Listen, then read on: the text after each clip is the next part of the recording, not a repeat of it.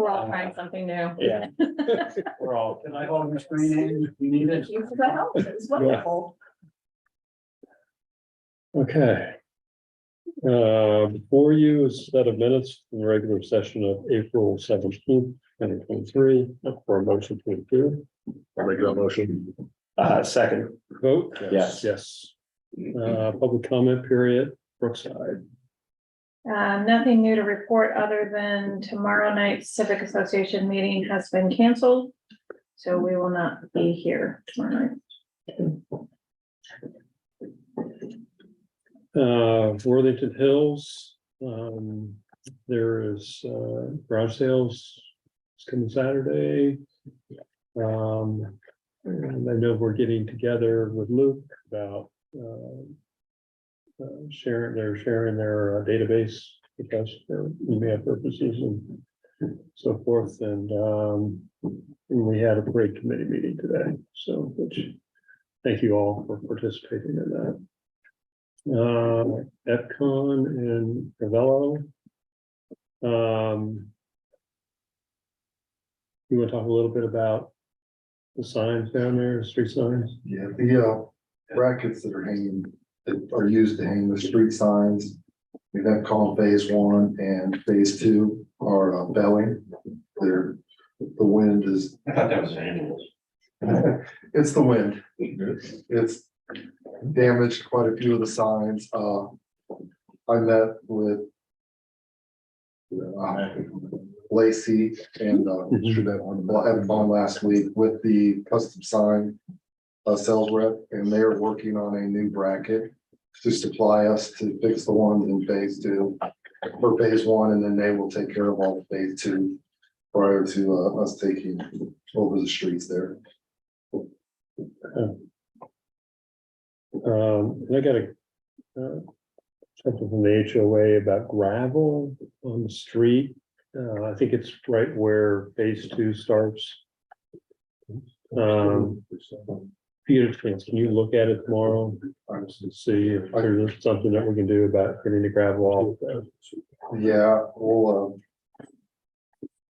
I'll reach out to Dave Elder.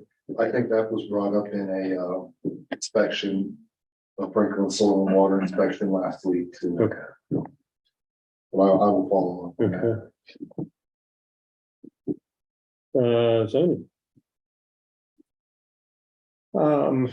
Jenny's still reviewing the zoning code, and she's hoping to have something back to us. So nothing to report here. Keith, anything going on? Nothing new. Okay. Everybody still being good to you? Nice try.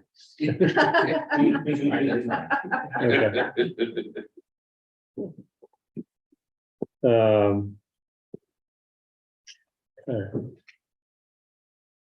Jerome Deep, are you tight on schedule? No, not tonight. Okay, I can go as fast or short, as Okay. long as you want. okay. We'll try to get through it. I think you're on best agenda, so coming up. Road department. Under old business, the Circle on the Green water line project resumed work last Monday. The water main is in. The Clubview main has been water's been supplied to it. All the tests came back good. They were scheduled to start tie-ins this morning. I don't know if they got any in before we got rained out. I was told the tie-ins could take up to 3 weeks. That's what they originally had scheduled, but they're gonna try to run 2 hose excavators and work 2 tie-ins at a time and just try to spread it out Tie-ins to the actual residents. to the residents. Yes. So if they don't get rained out, they will be there again tomorrow doing that. The ones on the inside take longer, doesn't have a bore for them. They're gonna do, the line pool, they're gonna dig up the services on the long side, attach the new line and pull it through. They say it'll be much quicker. Really? And then tap it in. Yeah, They were there this morning for a while, though. yeah, and I went up there just after lunch, trying to catch them when they were moving out. The Ion water line project, I wasn't able to get an update on it today. Last week, I was told they were waiting on City of Columbus to give them the go ahead with the clubhouse side or the golf course side of the water lines. I'm assuming it's the water test, kind of like they did on Circle on the Green, Okay, the bacteria test. I haven't heard how those tests and when they're going to continue okay. with that. If you hear something back, obviously it's gonna be before our next meeting. Can you just let me know? I will. Thank you. I will. New business, the 2022 resurfacing project, started up last week on Clubview North, Oakbourne, Breckenridge, Treadway, and Pendennis. Those streets were all milled last Thursday and Saturday. The fiber mat is scheduled to go down Monday, the 8th, then pavement, following that. Last order of business are the radar signs. Our cloud service for the speed radar signs is up for renewal. It actually expires today. We've been paying the $450 annually per sign. I was here tonight to ask for approval to do the 7 years for $12,900. It's a total savings of $6,000 for the 7-year term. Are there other, the terms, and maybe it's in here and I literally can't see it. The terms and conditions on that, if the signs go down or we don't have them in that time? It will transfer onto other traffic logics units. Okay. What happens if the company goes out of business? I have not researched that. Is it like an upfront payment? It is a one-time payment that, for multiple years, the savings goes up. 2 years, we're saving 25 per sign. 3 years, it's roughly $100 per sign. And then for the 7 years, it's 142. I'm all about saving money. I'm not sure that we're saving enough to warrant outlaying all the cash up front, but. I just. Three sounds better, so. Yeah, Yeah. I gotta tell you, I don't have any kind of comfort after 3 years. I mean, I know that it's but it's just, lots of things can happen and. Technology could totally change. And we Right. could do something or want to do it with a different company. And are we getting the, what we want out of those with, all the, traffic, information out of cloud? I mean, how are we using that now that we've kind of implemented that? So Luke downloads all the information, puts a report together, sends it to Lieutenant I, and we're able to look at, he also posts it on our website too, to look at speeds and so forth, but it helps us determine where, if there's a speed problem, then where to send our folks at certain times and different times of day. So our directed patrol is much better focused at this point, if that makes sense. Cool, yep. Yeah, I was just saying Mike's done a great job about making sure the officers are updated and. So if we do 3 years, it's $100 per sign, and then 6 signs is $600 total savings. That way. For the 3 years, for the total 6 signs, it's $1,800 savings. As well. 600 a year savings. Oh, that's right, that's 600 a year savings, that's right. Over the 3 years and 18. Yeah. Okay. Yeah. That to me seems the best in between model. 7 years is a long time, bigger savings, but 7 years is a long time Yeah. to commit to. Yeah. And then who's paying for it? Whose budget, who's using it, who's paying for it? Is it out of yours? Yeah. Okay.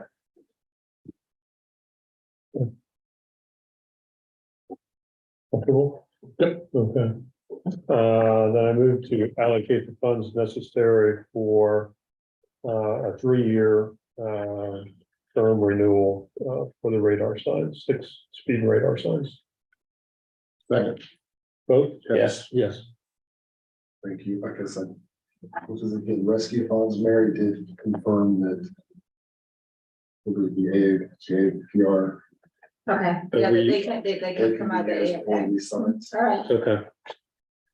Good. It's even better. So anything else for road? That is all I had. Okay.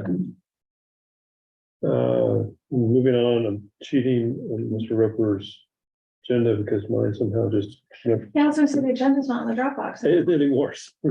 Fire and EMS. It was earlier, earlier and I It can't just went- see, this is really You small. thought it was your, I don't have the agenda in my Dropbox either. I have no idea. Did Mary take your agenda You're off all- your Dropbox? I have all these attachments. oh, we got, Yeah. There's a couple. thank you. You guys are- Okay, sorry, I was struggling there. Fire and EMS. There were 21 calls for service with Worthington Fire for the month of April. Okay. Yeah, police department. The other thing I have, we're still working with Worthington Schools to get access to cameras. We have spoken with Jeff Collette. We're meeting Friday at 1 o'clock to go over our access to the cameras. So we've signed the MOU and Correct. MOU's been signed. it's just a everything's matter of done. Now it's training. just And the training side of it to show us how to get access. are we doing it with the sergeants and then at first, or how? We're starting with lieutenants, me, the lieutenants, and the day shift sergeant first. Okay. So that way, if there's other people come on board, if they have questions, we can Gotcha. help them. Okay. That's all I have. Hey, Madam Administrator. Well, it's okay with you folks, that'd be good to let Jerome go ahead and get started. Okay. You're on deck. So as promised, I did the facility assessment, which we'll go through that. I don't know about some of you may already know some things about it, some of you can probably tell.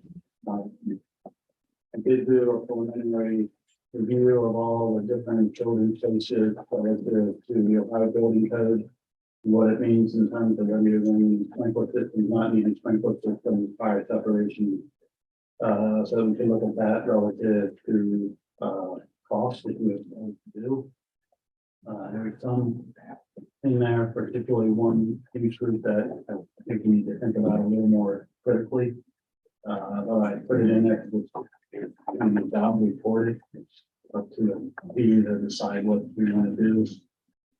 I then met with all the department heads, chief, and that group developed a complete list of programs of spaces. Again, these need to be vetted and talked about in terms of whether they make sense to continue doing it this way. But also from a sizing standpoint. So we use that as the basis of our probable cost by building. I've also, for your benefit, put in a sample project budget spreadsheet that you things to think about, because it's the cost you're really looking at isn't just the building, it's the cost of the project and the equipment cost, or these other things to consider. I did a quick, really, I'm almost embarrassed to show it on one sketch of the program site implications and a phasing diagram that would allow you to keep all your buildings up and running while new ones are built. If you stay on the site, that plays into the cost because it's what we would consider a constrained site for construction. There's a premium to be paid for that. We're still kind of nursing through that, sorting through that a little bit.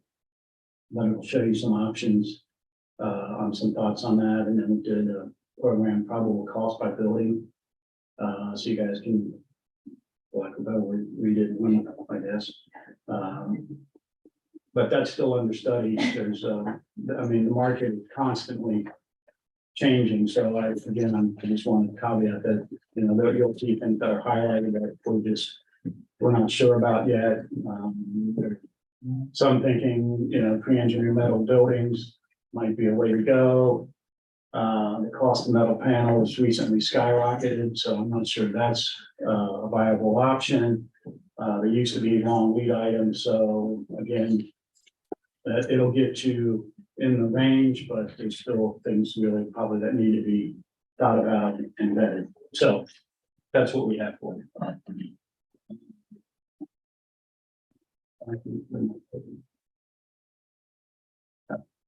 Okay, stuff, the salt storage building. I'm not gonna tell you anything you don't know. This building's ready to fall down. I mean, just look at that structural column. It's rusted through. If the building inspector was here, he would condemn it. I mean, this is really bad. So this one, no sense even talking about reusing it. What we call cold storage, which is where people put equipment. This building also, it's done. It's falling apart. It's laterally braced. In east-west direction, but there's no lateral force resistance in the north-south direction. Yeah, it's done. No sense reusing it. I can get into more details if you want. High level. Then we looked at the 3 other remaining buildings. They've got multiple issues, but in our opinion, they're kind of dead on arrival because the building code requires emergency operations centers, fire rescue, police stations. They have to be constructed in accordance with, as a storm shelter in accordance with ICC 500. There ain't no way these buildings are gonna make that. It's not gonna happen. They don't have the reinforcement in them. They don't have the lateral force things. I can tell you that the cost to try to get them there, it's just not worth doing. There are some other options. You could look at exterior storm shelters, but I don't think that meets the code, and they're quite expensive to install also. So we didn't really look at any renovation options after we got into this. And we looked at, I mean, it's like a number of 5 or 8 feet on center has no hope of getting anywhere near the lateral force that's required by ICC 500. It's 250 mile per hour wind, not even close. So we just kind of discounted a renovation option at that point. So these are the basic use groups you encounter in your program. Vehicle storage, which is S2. I put this in there because under OBC 903 commercial parking garage, if the building exceeds 5,000 square feet, you're putting in a sprinkler system. I've thought this many times. I'm going to put this in there. We have argued with the Board of Building Appeals many times that these are not commercial vehicles. And they're like, yeah, we agree with you, but the code says otherwise, Jeremy. And we've never prevailed at getting rid of this requirement. Vehicle maintenance, same kind of deal. 5,000 square feet, you're looking at sprinkler systems. You can put in firewalls and fire separation, reduce this. Anyway, there's options available. Use group A3, which would be what we're sitting in right now. Community hall. Our program notes from a meeting with Beth and hers said it's an occupancy of 100, so it will require use group A3. If you keep it on the first floor, no big deal. If you put it on the second floor, then you're into fire alarm and sprinkler systems. So we assume we would keep it on the first floor. That's just the community part of it. Yeah. Just a township hall. Just this piece. Business, this is pretty much the rest of your deal. Nothing really overt about that, no special requirements. I3, this would be holding cells. Now, we have an exception to this if we keep our holding cells less than 5. Right now, the program has 2, so let's not go to 5. This will trigger all kinds of things. You don't need 5. So just wanted to make sure everyone understood that. R2 is an interesting one. There was a requirement for a dormitory space. The building code is very stringent on when people are sleeping in a building. It triggers all kinds of other things, including fire alarm, sprinkler systems. My understanding, talking with Ian, that this is a intermittent use that only occurs when we have snow emergencies and staff are sleeping over. We could address this as a temporary use and provide a space in the building where we could set up beds, curtains or whatever, and use it that way as opposed to designing a special use group R2 space called dormitory. Stay away from that one. And that's how we priced it. And we looked at the cost that we were not gonna have a dedicated use group R2, although we're carrying space in there for something temporary. Use group U, that's just basic, that's utility, it's storage facilities, it's pretty much almost built with everyone. So we kind of looked at this as we started putting together the costs. These two, all one building, or some of these, and then you're in a mixed use group, and there's other requirements that start being triggered by that. We looked at it from a cost standpoint, that 2 buildings. One, really 3, I guess. Self-storage is a standalone facility. Cold storage, maintenance, vehicle, traffic, there's another building, and then police admin as the third. Seem to group well based upon use group requirements. So we met with the police department and went through their entire list. Spaces, excuse me, developed probable square foot based upon what we were hearing for their spaces. Typically, we would put another column in here, which we haven't done yet, but we'll do it. Whether it should be what we call a secure zone, which would be primarily your holding, your 2, what we call hard interview rooms, your booking, your ID, and your Sally port. And we would divide everything else in the public, which is you need access to get back there. No one from the public can walk back there. And then what we would call public space, which would primarily be A3 in the lobby.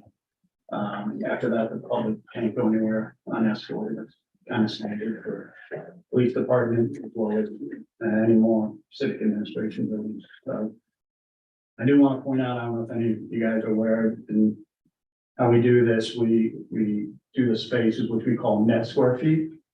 And then we put a multiplier on it, which is what we call gross square feet, and the multipliers to take into account circulation space, but also thicknesses of walls and that kind of stuff. You get to the net square foot of each room.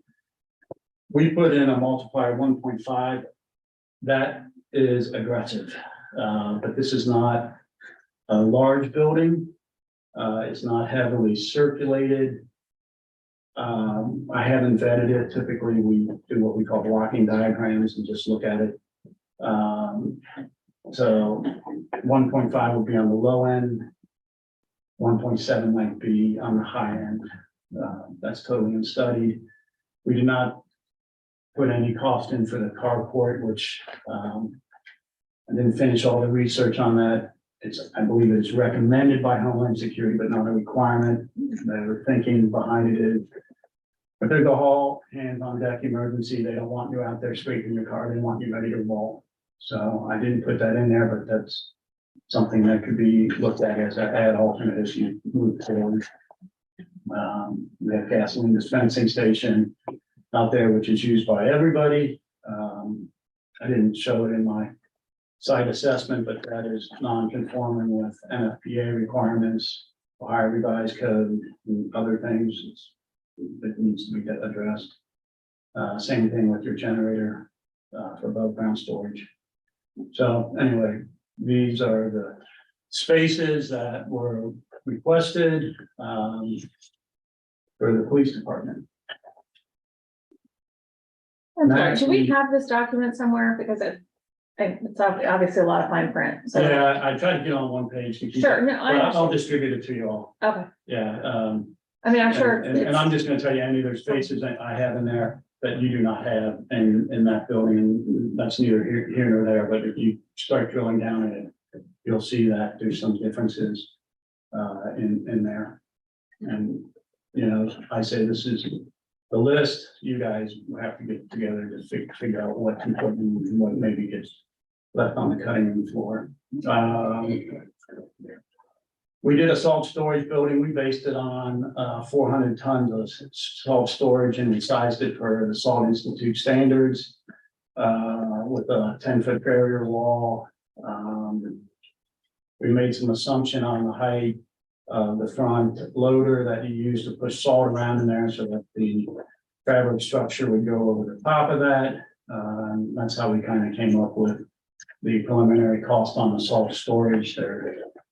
I put in there, future brine production, and the reason I put that in there wasn't specifically requested by Ian. But there's two things you can look at. The EPA requires you to hold back the salt water, the brine, if you will, when it rains. More and more, we are diverting that to a tank that people use to make their brine solutions. Also, when they wash the vehicles, you guys are just flushing that down the drain. More people are storing that and using that in their brine system. So we didn't price any brine equipment, but something you guys might want to think about. We met with Ian and we developed all the things he's putting in what we call the cold storage building. And then we did what we call the truck storage, which is where the utility equipment is. There are several things in there that we probably ought to talk about just a little bit. Right now, the oil is stored in 55-gallon drums that are just sitting in the space. That would likely require its own room. I did not analyze exactly what all the oil you're using, hydraulic versus lubricating.